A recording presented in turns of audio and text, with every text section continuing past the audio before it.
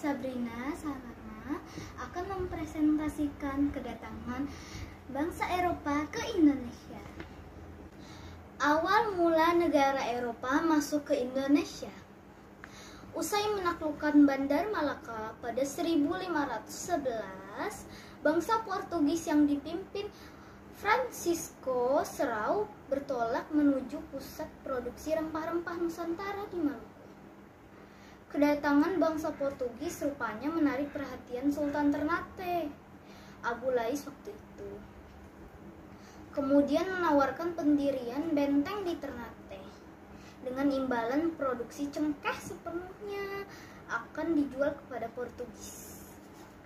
Adanya tawaran tersebut membuat Portugis menyepakati kerjasama. Inilah awal mula periode kolonialisme di Indonesia.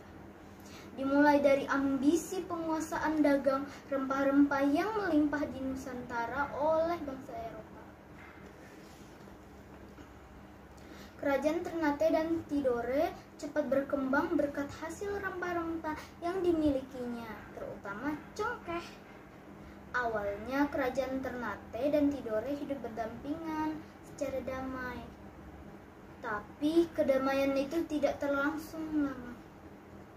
Apalagi setelah datangnya bangsa Portugis dan Spanyol, mereka datang mengadu domba. Akibatnya, kedua kerajaan tersebut pecah dan saling bersaing.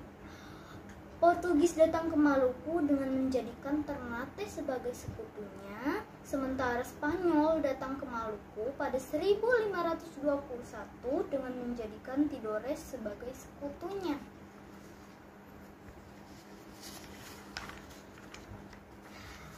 Kedatangan mereka tidak hanya melakukan monopoli perdagangan, tapi juga ikut campur dalam pemerintahan dalam negeri. Persaingan Portugis dan Spanyol untuk menguasai Maluku akhirnya mendorong kedua bangsa tersebut untuk menyelesaikan konflik. Mereka kemudian mengadakan perjanjian Saragossa pada 1529. Hasil perjanjian bangsa Spanyol harus meninggalkan Maluku dan akhirnya menguasai Filipina. Sementara bangsa Portugis melakukan perdagangan di Maluku. Kemudian pada 1641 datang pedagang Belanda dan membentuk VOC. Setelah Portugis kalah, periode tersebut muncul monopoli pada komoditas pala 1621. Selanjutnya pada 1650 cengkeh juga dikenakan monopoli.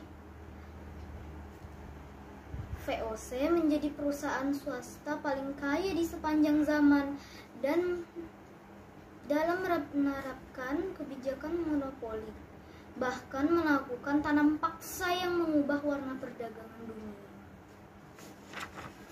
Dari penjajahan bangsa Eropa ini dapat dirangkum beberapa faktor pendorongnya. Di antaranya, gold, keinginan untuk mencari kekayaan. Kekayaan tersebut terutama adalah rempah-rempah, karena sekitar abad ke-15 harga rempah-rempah sangatlah mahal, yaitu senilai dengan harga emas, gold. Hal ini mereka butuhkan sebagai obat-obatan, bumbu masak, dan sebagai penghangat tubuh, yang mana di Eropa suhunya sangat dingin. Glory, keinginan mencari kejayaan.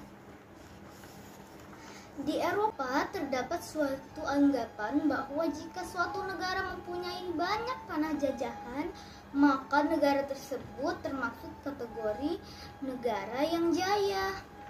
Maka negara Eropa berlomba-lomba mencari tanah jajahan sebanyak-banyak. Gospel, keinginan menyebarkan agama. Bangsa Eropa memiliki misi khusus selain mencari kekayaan dan kejayaan, yaitu menyebarkan agama kepada penduduk yang dikuasai. Hal ini dianggap merupakan tugas suci yang harus dilaksanakan ke seluruh dunia yang awalnya dipelopori oleh bangsa Portugis. Demikian presentasi NASA dari kelas 5. Assalamualaikum.